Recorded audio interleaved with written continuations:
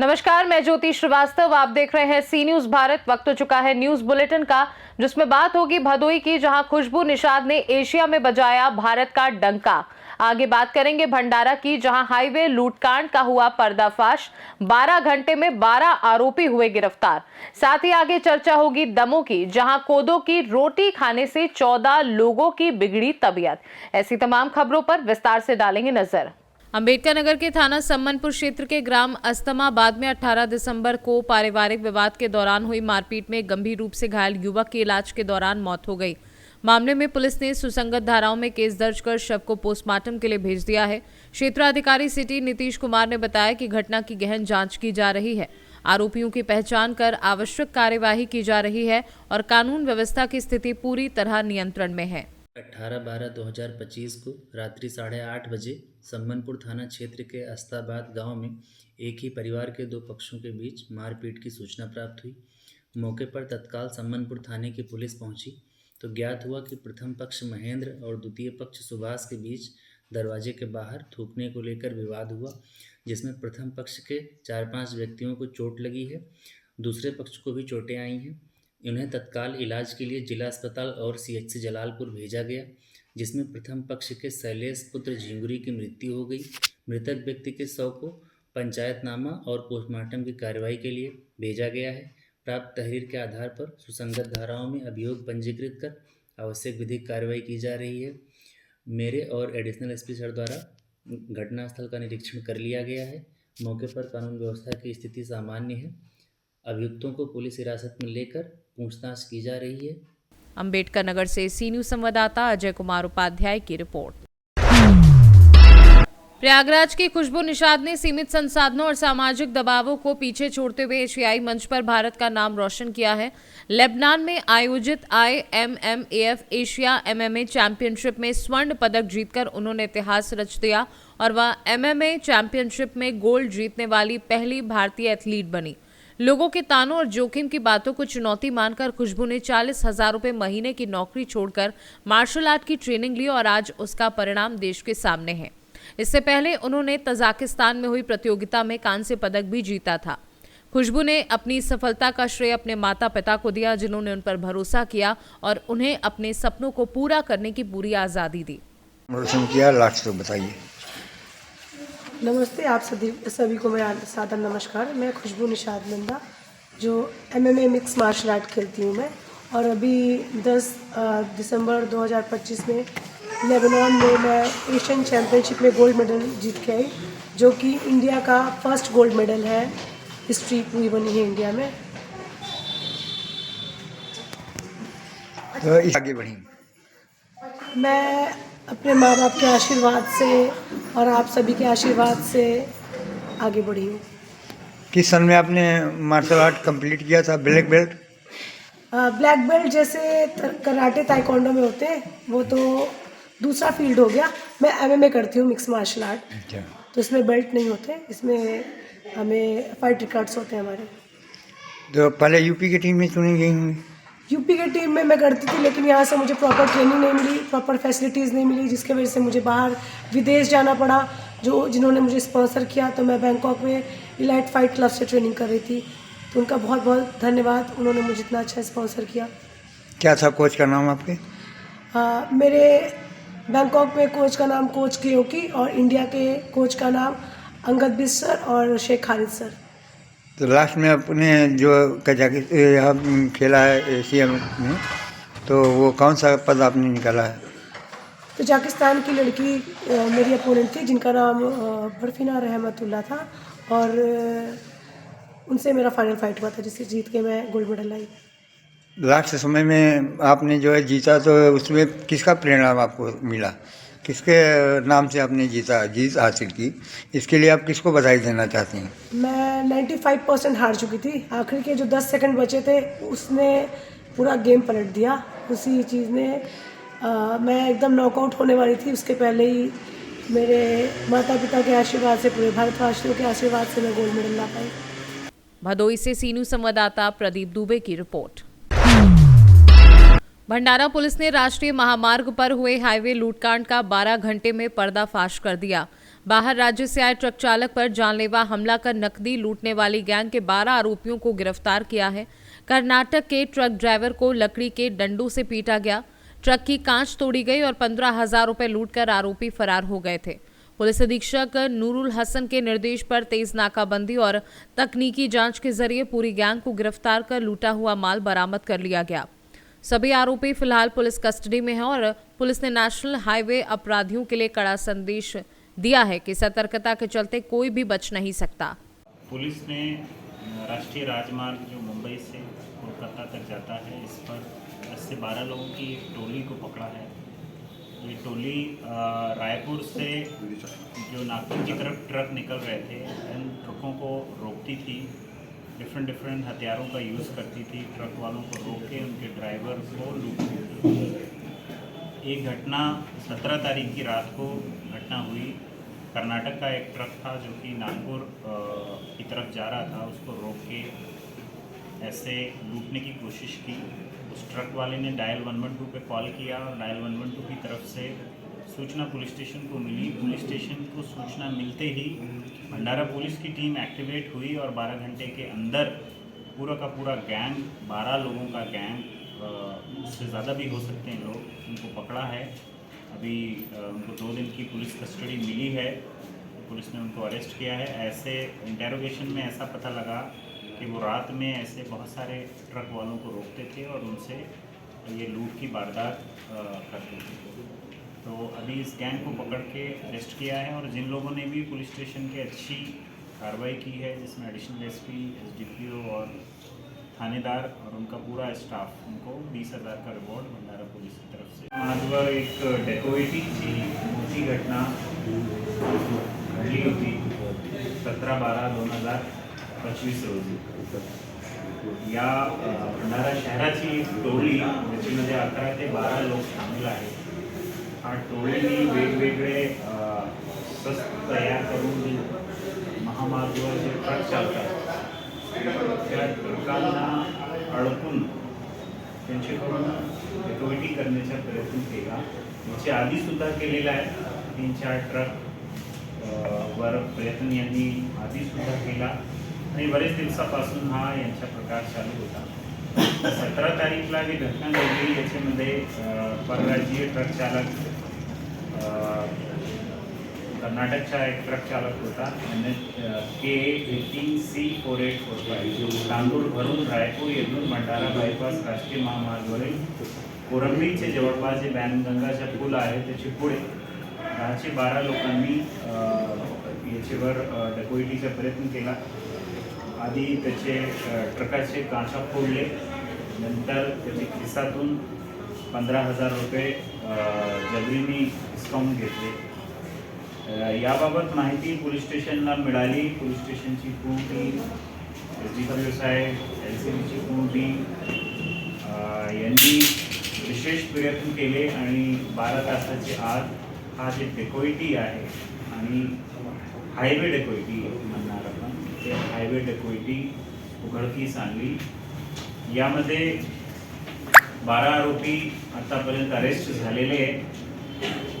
साहिल रामटेके, मोहित, आकाश, कुणाल, सचिन सुदाम, भावेश, यश मोरेश्वर, चिराग गजबे, सागर देवानंद, श्याम भास्कर, रोशन श्रीकांत, नील उदाराम असे 12 लोक आतापर्यंत अरेस्ट झालेले।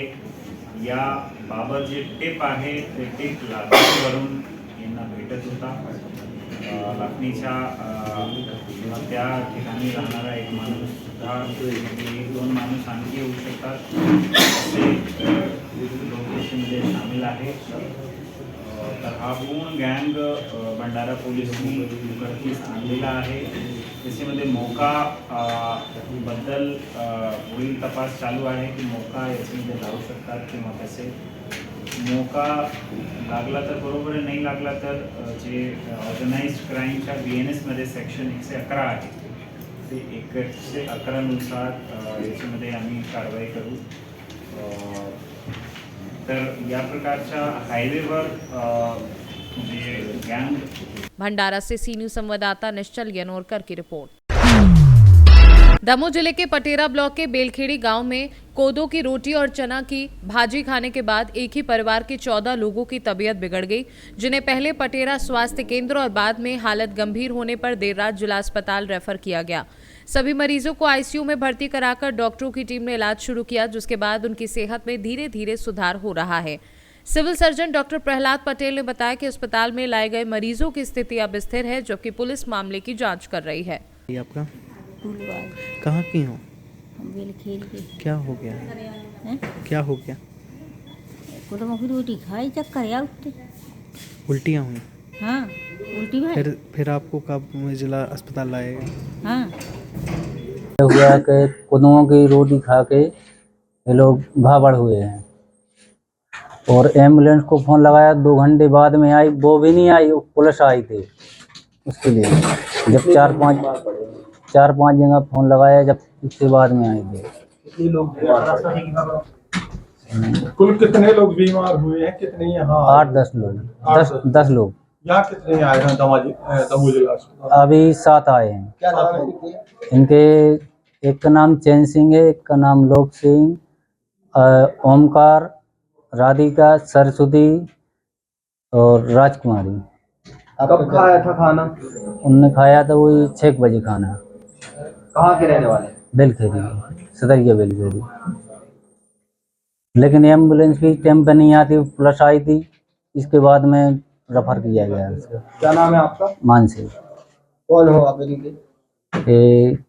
इनके हम वो कहा है, लोक सिंह के बालक कहा है और इनके पिताजी कहा है। दमोह से सी न्यूज संवाददाता संतोष मोदी की रिपोर्ट। दतिया जिले में प्रधानमंत्री टीबी मुक्त भारत अभियान के तहत कलेक्टर स्वप्निल वानखड़े की अपील पर वरिष्ठ नागरिकों ने निक्षय मित्र बनकर सामाजिक सहभागिता की मिसाल पेश की और 61 टीबी मरीजों को पोषण आहार फूड बास्केट वितरित की। मुख्य चिकित्सा एवं स्वास्थ्य अधिकारी डॉक्टर BK वर्मा व जिला क्षय अधिकारी डॉक्टर विशाल वर्मा के मार्गदर्शन में आयोजित कार्यक्रम में वरिष्ठ नागरिक संघ के 48 सदस्यों ने मरीजों को नियमित पोषण सहयोग देने का संकल्प लिया। इस अवसर पर कलेक्टर ने निक्षय मित्रों को प्रमाण पत्र देकर सम्मानित किया और समाज के अन्य वर्गों से भी टीबी उन्मूलन अभियान में सहभागिता की अपील की। दतिया से सी न्यूज संवाददाता नितिन दांत्रे की रिपोर्ट। फर्रुखाबाद शहर के टाउन हॉल में हिंदू संगठनों की बैठक के दौरान 21 दिसंबर को हिंदू राष्ट्र की मांग को लेकर यात्रा निकालने की घोषणा की गई। अंतर्राष्ट्रीय विश्व हिंदू बजरंग दल के जिला मंत्री सनी गुप्ता ने बताया कि यात्रा बागेश्वर धाम के पीठाधीश्वर बाबा धीरेन्द्र शास्त्री की मुहिम के समर्थन में निकाली जाएगी, जिसकी शुरुआत चौक से होकर लाल गेट स्थित सेल्फी पॉइंट तक होगी और इसमें करीब 1000 लोगों के शामिल होने का अनुमान है। आयोजकों ने बताया कि यात्रा शांतिपूर्ण तरीके से प्रशासनिक नियमों का पालन करते हुए निकाली जाएगी और इसमें मातृशक्ति सहित सभी सनातनी समाज के लोगों से अधिक संख्या में शामिल होने की अपील की गई है। पहले तो सभी पत्रकार बंधुओं को सादर जय श्री राम। इस यात्रा को लेकर काफ़ी चीज़ें हम लोगों ने तैयारी की है और बहुत शांतिपूर्वक की है, जिससे कोई व्यवस्था हम लोगों की प्रशासन की शासन की बिगड़े ना। और हमारी यात्रा हमारे हिंदू राष्ट्र बनाने के लिए की गई है, जो अपने बागेश्वर बाबा धीरेन्द्र शास्त्री जी ने मुहिम छेड़ी है, उसी के लिए। यात्रा कहाँ से प्रारंभ होगी? यात्रा हमारी चौक से प्रारंभ होगी और ये यात्रा लाल दरवाजे सेल्फी पॉइंट तक जाएगी। क्या किस तरीके से तैयारियां आप लोगों ने की हैं? कितना अनुमान है संख्या आप लोग अनुमानित मान रहे हैं कितनी भीड़ आ जाएगी? संख्या हमारी आप ये समझ लीजिए 1000 पार है। अच्छा। और ये यात्रा बहुत ही भव्य होगी और इसमें मैं ये चाहता हूँ कि सारे दल संगठन सारे समाज के सनातनी भाई इस यात्रा में एकत्रित होकर एकता बनाकर इस यात्रा को भव्य बनाएं और एक साथ चलकर शांतिपूर्वक सारी यात्रा को तरीके से अपना काम करें। अभी आपकी यात्रा के लिए कुछ आपके जो है प्रचार प्रसार के लिए होर्डिंग लगाएंगे, जिसमें चौक पे कुछ होर्डिंग फाड़ भी दी गई थी, क्या था मामला, कैसे पता लगा, किसने फाड़ी? उस यात्रा में होर्डिंग क्या थी, होर्डिंग जो थी वहाँ के लोगों कुछ मजदूर लोग थे तो उन्होंने अपनी आगी वगैरह के लिए वो होर्डिंग फाड़ दी। उसमें हमारे कार्यकर्ता गए भी, उन्हें डाटा तो उस तरीके से दोबारा तरीके से सही कर दी गई। यात्रा की अनुमति प्राप्त हो गई है? यहाँ यात्रा की हमारे नगर मजिस्ट्रेट जी ने अनुमति दी है, आदेश दिया है कि शांति व्यवस्था बना के इस यात्रा को अपने सफल बनाएं। क्या समय और दिन क्या रहेगा यात्रा? समय यात्रा का रहेगा 10 बजे का समय रहेगा सुबह, और जितनी जल्दी अधिक से अधिक निकलने की व्यवस्था रखेंगे और लाल सराय घूमना होते हुए अपने लाल दरवाजे तक पहुँचाएँगे। ये यात्रा जो हमारी निकाली जा रही है, मेरे सभी सनातनी भाइयों से, माताओं से और बहनों से, सभी से अनुरोध है इस यात्रा में ज़्यादा से ज़्यादा संख्या में आएँ और यात्रा को मंगलमय बनाएं। इस यात्रा के लिए मैं आपको बता देता हूँ, इस यात्रा में कोई भी शस्त्र अस्त्र बैन है, कोई भी शस्त्र वगैरह लेके आप इस यात्रा में नहीं चल सकते हैं। और ये यात्रा किसी के विरोध में नहीं निकाली जा रही है, हम किसी नेता विरोधी नहीं है, किसी मजहब विरोधी नहीं है। ये यात्रा सिर्फ भारत को अखंड हिंदू राष्ट्र बनाने के लिए निकाली जा रही है। इस यात्रा में किसी भी तरह का मजहबी नारा या किसी भी तरह का कुछ भी नारा नहीं लगाया जाएगा। सारे अपने धर्म के नारे लगाए जाएंगे, जय जय श्री राम के नारे लगाए जाएंगे। और जय जय श्री राम के नारों के साथ हम डॉक्टर प्रवीण भाई तोगड़िया के संरक्षण में ये यात्रा निकाल रहे हैं। उन्होंने एक नारा दिया है हिंदू ही आगे का, हिंदू ही आगे का नारा लेकर मैं भी अपने जीवन भर पर्यंत काम करता रहूँगा। बाकी आप सभी लोग आमंत्रित हैं, ज़्यादा से ज़्यादा भीड़ में आकर इस यात्रा को मंगलमय बनाएं। जय जय श्री राम। यात्रा में कोई आपका प्रदेश स्तर या राष्ट्रीय स्तर कोई नेता सम्मिलित हो रहा है? जी, प्रदेश स्तर के हमारे जो पालक जी हैं अरविंद सेंगर जी, और प्रांत के जो हमारे महामंत्री जी अभी आए थे जिन्होंने इस यात्रा को हरी झंडी दिखाई है, वो शिव जी यादव, और भी लोग जिले के लोग आ रहे हैं और भी सारे पदाधिकारी आ रहे हैं। पदाधिकारी। और इसमें एक यूथ इंडिया में एक खबर छपी थी, उसमें जो भी खबर जो यूथ इंडिया ने छापी है वो बिल्कुल गलत, सरासर गलत थी। ज़िले की टीम कहीं अभी भंग नहीं हुई है। इस ज़िले की टीम को केवल गठित के लिए दिया गया है कि आगे अगले महीने जब हमारे राजू भाई साहब जी आएंगे, प्रांत पदाधिकारी, वो इस चीज़ को तय करेंगे कि कौन कार्यकर्ता सही काम कर रहा है कौन नहीं, उस पर एक चिन्हित किया जाएगा, ना कि उस चीज़ पे जो यूथ इंडिया ने छापा है वो गलत छापा है। प्रांत अधिकारी से इसमें आदेश करेंगे तभी ये कार्य होगा। और अभी जो हम लोगों का कार्य चल रहा है वो बिल्कुल सही तरीके से ज़िले की टीम सभी काम करेंगे, सारे पद पे काम करेंगे। और मैं यही चाहता हूँ सभी पत्रकार बंधुओं से कि इस यात्रा को बढ़ चढ़ के सभी लोग सहयोग करके इस यात्रा में सभी लोग शामिल हों और इस यात्रा को भव्य बनाएं। यात्रा निकल रही है, हिंदू यात्रा निकल रही है, कैसे निकलेगी, कहाँ से निकलेगी, क्या रहेगा? सबसे पहले तो मैं आपको अपना परिचय दे दूं। मेरा नाम सुमित कुमार गुप्ता, आप सबका सहयोगी साथी, राष्ट्रीय बजरंग दल से जिला उपाध्यक्ष हूँ। यात्रा निकालने का मेन उद्देश्य ये है कि हम लोग देश दुनिया में कहीं भी जाएं तो हम भी गर्व से सीना ठोक कर कह सकें कि हमारा भी एक देश है, भारत राष्ट्र, जो हिंदू राष्ट्र है। आज हमारी आगे आने वाली पीढ़ी के लिए, अपने बच्चों के लिए, अपने भविष्य के लिए ये यात्रा निकालना और भारत का हिंदू राष्ट्र बनना बहुत ज़रूरी है। हम लोग माननीय धीरेन्द्र शास्त्री जी से प्रेरित होकर इस यात्रा को निकाल रहे हैं और ये यात्रा भव्य निकले और दिव्य निकले, इसलिए हम सभी लोगों का सहयोग मांग रहे हैं और सभी भाई अपना सहयोग हम लोगों को प्रदान करें। ये यात्रा एक विशाल यात्रा का रूप लेगी और असंख्यक इसमें संख्या होगी। सभी समुदाय का, सभी लोगों का, सभी भाइयों का बहुत बहुत सहयोग मिल रहा है। यात्रा देखने लायक होगी। आपके हिंदू राष्ट्र बनाने की जो परिकल्पना है उसमें अन्य धर्मों के लोगों को आप कहाँ देखते हैं? इनकी जगह बिल्कुल आप सब लोग पहले ही, अगर हम अखंड हिंदू राष्ट्र अगर देखेंगे तो अखंड हिंदू राष्ट्र के अंदर हमारा बांग्लादेश भी आता था, हमारा अफगानिस्तान भी आता था, हमारा पाकिस्तान भी आता था।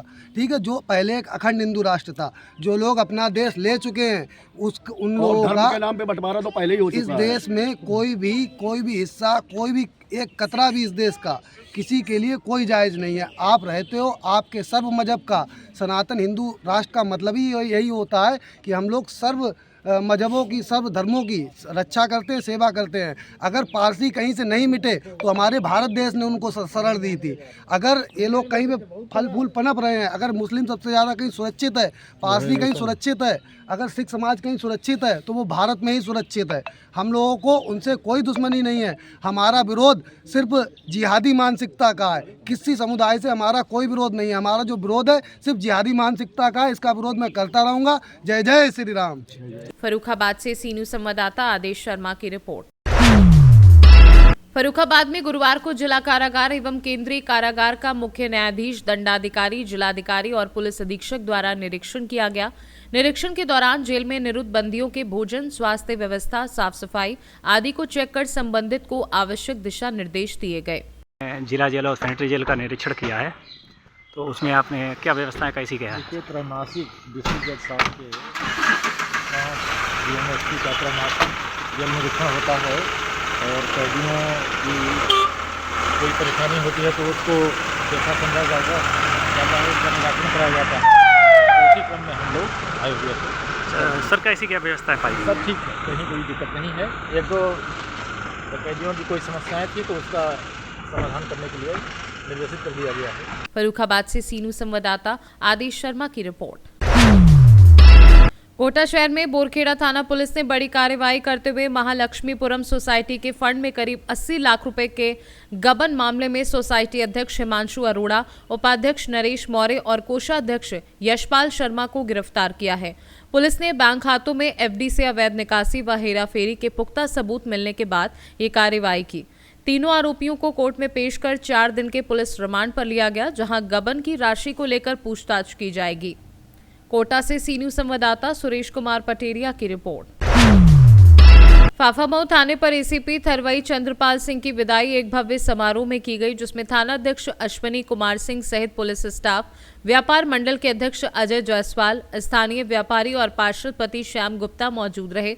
सभी ने एसीपी चंद्रपाल सिंह के कार्यकाल की सराहना करते हुए उन्हें सम्मानित किया और शुभकामनाएं दी। इस अवसर पर एसीपी ने अपने अनुभव साझा करते हुए फाफामऊ के लोगों के सहयोग को याद किया। वहीं वक्ताओं ने उन्हें एक संवेदनशील और कर्तव्यनिष्ठ अधिकारी बताते हुए उनके योगदान को यादगार बताया। प्रयागराज से सीनू संवाददाता सलमान की रिपोर्ट। पुणे के दौड़ रेलवे स्टेशन पर यात्री ट्रेन के पटरी से उतरने और आग लगने की आपात स्थिति से निपटने के लिए मॉक ड्रिल का आयोजन किया गया। इस अभ्यास में रेलवे सुरक्षा बल, स्थानीय पुलिस, अग्निशमन दल, एम्बुलेंस सेवा और जिला आपदा प्रबंधन टीम ने तेजी से प्रतिक्रिया करते हुए यात्रियों को सुरक्षित निकाला और घायलों को प्राथमिक उपचार के बाद नजदीकी अस्पताल भेजा। पुणे मंडल के रेलवे प्रबंधक राजेश कुमार वर्मा सहित वरिष्ठ अधिकारी और विभिन्न विभागों के प्रतिनिधि मौजूद थे। मॉक ड्रिल का उद्देश्य आपदा की स्थिति में विभागों के बीच समन्वय, त्वरित प्रतिक्रिया और बचाव तैयारियों का मूल्यांकन करना था। समापन पर समीक्षा बैठक में प्रतिक्रिया समय, उपकरणों की उपलब्धता और समन्वय की समीक्षा की गई। पुणे दौड़ से सीनू संवाददाता प्रमोद काकड़े की रिपोर्ट। न्यूज बुलेटिन में फिलहाल के लिए इतना ही। देश दुनिया की बाकी खबरों को जानने के लिए आप देखते रहिए सी न्यूज भारत।